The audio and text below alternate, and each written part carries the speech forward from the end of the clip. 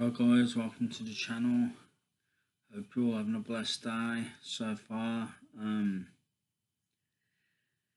Yeah, what have I been up to today? First of all, I watched a few documentaries, kind of documentaries, programs. One of them was Neurodivergent Interviewers with Jade Furwell at a Little Mix and Danny Dyer. One of the best things I've seen for a while on TV, to be honest with you. Really uplifting. Jade Furwell, like one of the lads asked Jade,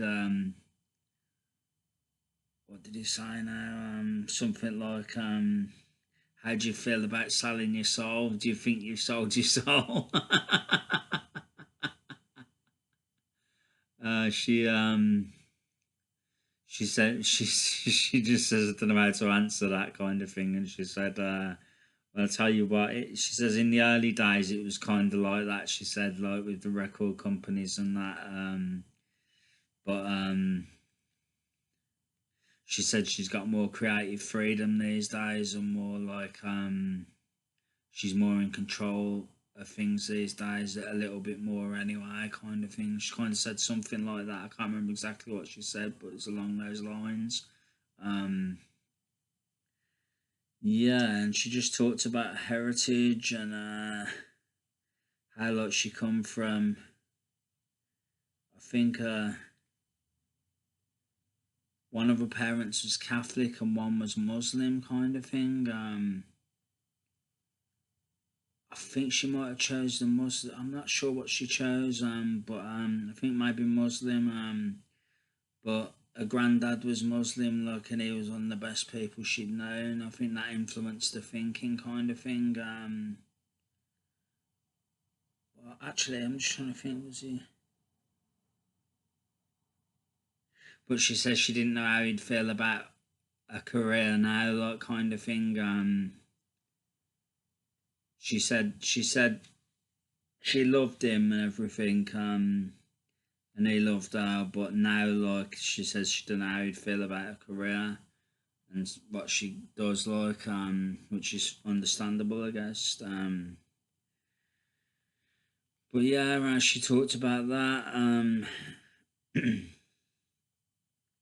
What else? People were asking her different questions and stuff, like people with like one of the girls, I can't remember what's her name. I can't remember her name, but she done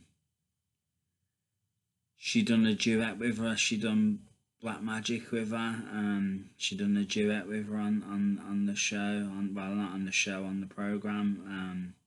Which was really cool. And also people were getting up and dancing to her music and stuff. And the one lad, he was an excellent dancer. He was done break dancing, and he was like, it's not what you'd expect from neurodivergent people. I tell you what, they could all dance better than me. They were amazing dancers. A lot of them, even the ones that really weren't that polished. They could move. Do you know what I mean? They were good dancers, and the one lad was excellent. Um, he could really break dance, and he could do the splits and all sorts of stuff. Like really impressive. So yeah, it's one of the best programs I've seen for a while, and with Danny Dyer as well. Danny Dyer talked about how he how his dad left him when he was young. Yeah, his dad left him when he was young, and that he weren't the best at that time. But he got reconciled with him later on in life. And he says his granddad died of cancer, like not that long after his dad left. And what else? Um,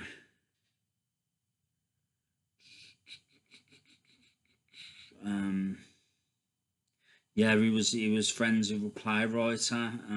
He was like a father figure to him, and he passed away as well. So Danny Dyer had the mindset of like he had the mindset of he wanted to push the button like self destruct kind of thing before they disappeared kind of thing. Like that's why he hit the drugs kind of thing. That was his way of thinking.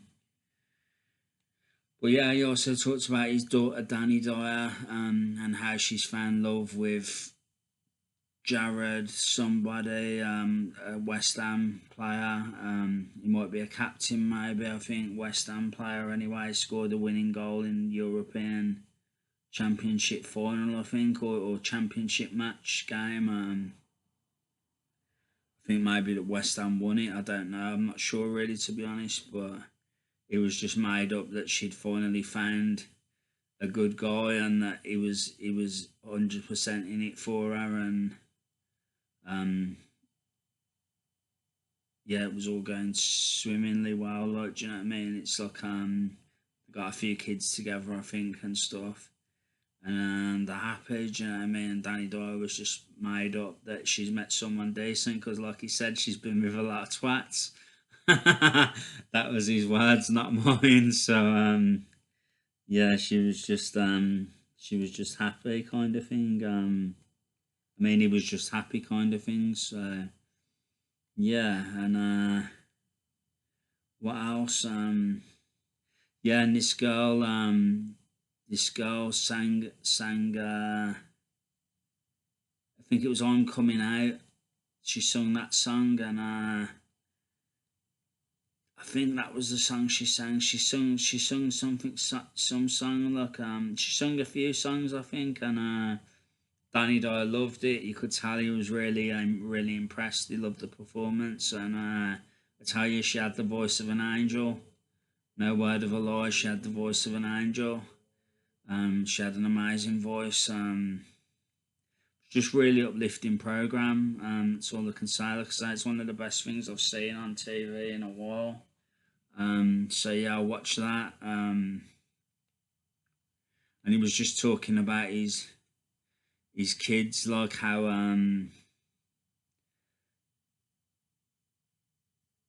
they don't have to catch the bus to school and stuff like that because they get driven around in a Bentley kind of thing. Do you know what I mean? Like shit show for driven kind of thing. Um, whereas but he says that as it's good, like because some one of the lads asked him what's it like being working class and raising your kids in a private school. Like he said that, and he was like, he says, oh God, like he says, it has its pros and cons. Obviously, he says where he lived, there was police helicopters flying over and sirens all the time, and that's the thing that you want to do when you live in a rough area. You want to get out of it and move to a better area. That's what everyone wants to do, kind of thing. I can certainly relate to that as well. So like he says it's good in that sense that they're in a better place, but he says like the only thing is the downside of it is they never had to catch a bus and they're driven around they're driven around in Bentleys and stuff, and he says and they're not streetwise. That's the only problem. Like he says he caught a bus everywhere. He says they never had to catch a bus, like but he was streetwise, like, do you know what I mean?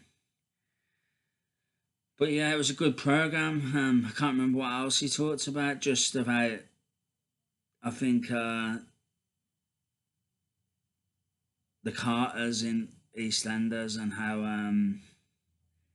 how the new producer took over the show and axed a lot of the Carters, kind of thing. He kept Linda Carter and he kept Danny, but he axed a lot of the others, and it was like axing the Carters basically, and he got Danny says he got paired up with Janine, like in a relationship with Janine. Like I think they broke up, Linda Carter and him, and he got put in a relationship with Janine, who was a murderer. Like, and he says I can see what's gonna happen here. She's gonna kill me off, kind of thing. Do you know what I mean?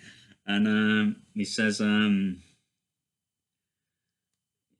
can't remember what he said after that. It was just saying like, I think something happened where he got lost at sea or something happened. I'm not sure what it was, but he says, if I ever come back in, I'll like end up on the shore covered in seaweed. Like I'll walk into the Vic covered in seaweed, kind of thing. So I don't know what he was talking about there. I can't remember, but yeah, I think he might have got lost at sea, or something happened at sea, or something, or he was just joking that Janine will try and like get rid of him that way, and he'll end up on the shore, and he'll find his way back to the Vic, kind of thing, covered in seaweed. I'm not sure. I'm not sure what he was saying there. I can't remember, but it's not vague. It's not clear in my head. I can remember bits of it, but I can't remember the whole show. Obviously, I've only watched it like once, so yeah. But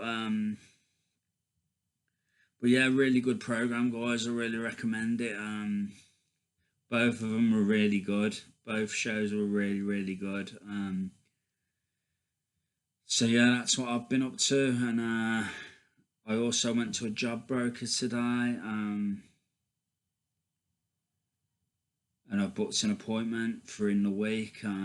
So hopefully I'll be looking for some part-time work, possibly volunteering in IT, possibly part-time work, possibly who knows? Do you know what I mean? I'm just going to see what's available and what what they can help me with and stuff. I've got to email them my CV, so I'll be doing that in a bit. So yeah, moving forward gradually, hopefully. Anyway, that's what I plan on doing. Um, so yeah,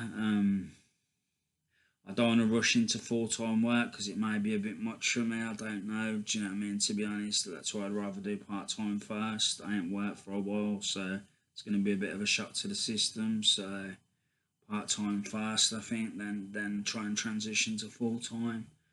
With a bit of luck, providing I get on where I'm at and stuff, and all goes well, kind of thing. So yeah. What else? Yeah, I watched the Tom Hardy documentary as well. It's amazing his early life, what he went through, like kind of like drugs and drinking, and like he even got in had brushes with the law, and he I think he got pulled over at one point with a firearm, look, and he was joyriding with a firearm, I think, or something like that, or he'd been driving a car with a firearm or something. He got pulled over for that, and I think he was, I think he might have like spent some time inside, or was gonna spend some time inside, and he didn't for whatever reason, and then that was the catalyst for him to turn his life around, kind of thing. And that's when he got into acting and stuff. I think, if I remember rightly, I'm not sure, or maybe he was acting in his early life as well, but he had trouble past, kind of thing. I'm not sure. I can't remember really, but I know he channeled like a lot of the pain that he's had in his life into his roles, into his acting. That's how come he acts so well. He channels the pain into his roles. And yeah, that's why you can play those characters like that, dark characters like Venom and Bane and people like that. Because you can channel that early pain basically into it, and that emotion, that depth of emotion, kind of thing. So yeah, he's really redeemed. He's really got redemption. He's really turned his life around. Really good martial artist as well. He competes in jiu-jitsu tournaments and has won medals in jiu-jitsu tournaments, and he's quite a physically imposing guy. I mean, I wouldn't mess with him, that's for certain. Do you know what I mean? He's pretty damn tough. You can tell by looking at him. He's got a presence. Do you know what I mean? So yeah, he's yeah, he's good, very good jiu-jitsu. And yeah, that's toughened him up. His early life's toughened him up. Uh, he's channeled that into martial arts, which has made him more calm, more measured, more determined, kind of thing. It's all his background and his martial arts. It's all made him into the person he is. Very calm demeanor, that kind of thing. Probably very opposite from how he was in the early days. Do you know what I mean? Um, but yeah, he's really turned his life around. One of the biggest stars now. Just amazing what he's done, really.